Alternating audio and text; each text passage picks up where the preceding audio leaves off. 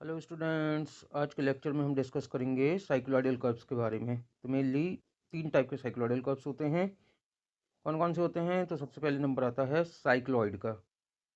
आइए एक डायग्राम की हेल्प से समझने की कोशिश करते हैं कि साइक्लॉइड क्या होता है। तो एक सर्कल है जो एक हॉरिजॉन्टल लाइन पे रोल करेगा। कैसा रोल करेगा? तो प्योर रोलिंग एक्शन होना चाहिए। सर्कल को रोल करते समय स्लिप नहीं करना है। अब यदि सर्कल लाइन पे रोल करना शुरू करेगा तो कौन सी डायरेक्शन में रोल करेगा? तो ये रोल करेगा क्लॉकवाइज डायरेक्शन में।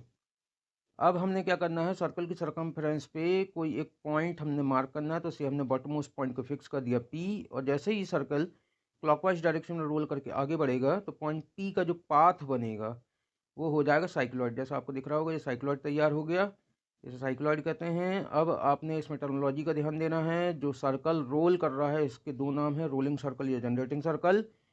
और जिस लाइन पे ये रोल कर रहा है इस लाइन को कहते हैं डायरेक्टिंग लाइन। ये डायरेक्टिंग लाइन की लेंथ कितनी होगी? तो ये डायरेक्टिंग लाइन की लेंथ होगी सर्कल की सरकमफ्रेंस के बराबर, जिसकी वैल्यू कितनी होती है 2πr। चलिए अब इसकी डेफिनेशन हम बनाएंगे इन कॉन्सेप्ट्स को लेके।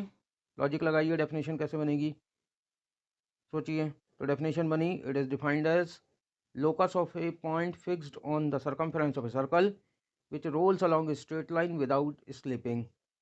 डेफिनेशन अच्छे से याद कर लीजिएगा। क्या हो रहा है, एक सर्कल है, उसके सरकमफ्रेंस पे एक फिक्स पॉइंट है और सर्कल रोल कर रहा है लाइन के लॉन्ग, कंडीशन विदाउट स्लिपिंग। तो डेफिनेशन तैयार हो गई। दूसरे टाइप के कर्व की बात करें तो सेकंड नंबर पे आएगा एपीसाइक्लॉइड। क्या चेंज होगा एपीसाइक्लॉइड में? सर्कल, रोलिंग सर्कल सेम जैसा साइक्लॉइड में था, लेकिन अब रोलिंग सर्कल लाइन की जगह एक दूसरे सर्कल के अलोंग और उसकी पेरीफेरी के, उसकी सरकमफ्रेंस के बाहर की तरफ से रोल करेगा। सर्कल को आगे चलना है, कौन सी डायरेक्शन में रोल करेगा? तो अगेन सर्कल रोल करेगा क्लॉकवाइज डायरेक्शन में। सर्कल की सरकमफ्रेंस पे एक पॉइंट मार्क कर लें, फिक्स कर लें, पॉइंट हो गया P। और जैसे ही सर्कल चलेगा आगे रोल करेगा तो कर्व जनरेट करेगा। अब ये कर्व कहलाएगा एपीसाइक्लॉइड। सेम कॉन्सेप्ट है, डिफरेंस केवल लाइन और सर्कल का आ गया। एपीसाइक्लॉइड अगेन जो सर्कल रोल कर रहा है उसको रोलिंग सर्कल या जनरेटिंग सर्कल कहेंगे, और जिस सर्कल पर रोल कर रहा है जो फिक्स सर्कल है उसको कहेंगे डायरेक्टिंग सर्कल। तो इस कॉन्सेप्ट से हम बनाते हैं इसकी डेफिनेशन।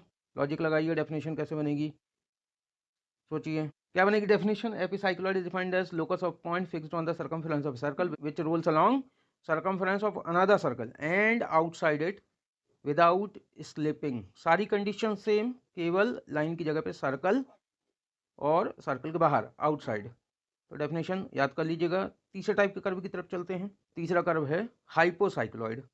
क्या होगा हाइपोसाइक्लॉइड में? तो हाइपोसाइक्लॉइड और एपीसाइक्लॉइड की कंडीशंस ऑलमोस्ट सेम है। अंतर केवल इतना है कि एपीसाइक्लॉइड में सर्कल फिक्स सर्कल मतलब डायरेक्टिंग सर्कल के बाहर चलता है। हाइपोसाइक्लॉइड में अब वो इंटरनल कॉन्टैक्ट के साथ रोल करेगा। तो फिर से 2 सर्कल दिख रहे हैं आपको स्क्रीन पे। अब यदि circle, rolling circle internal contact के साथ चलेगा तो उसकी डायरेक्शन ऑफ रोटेशन चेंज हो जाएगी। अब वो क्लॉकवाइज की जगह एंटी क्लॉकवाइज चलेगा। पॉइंट P फिक्स कीजिए, कर्व जनरेट होगा जैसा दिख रहा है, कर्व कहलाएगा हाइपोसाइक्लॉइड। सर्कल रोल कर रहा है, अगेन उसको रोलिंग या जनरेटिंग सर्कल कहेंगे। जो फिक्स सर्कल है वो डायरेक्टिंग सर्कल हो जाएगा। डेफिनेशन बनाइए, फिर से सोचते हैं डेफिनेशन क्या बनेगी।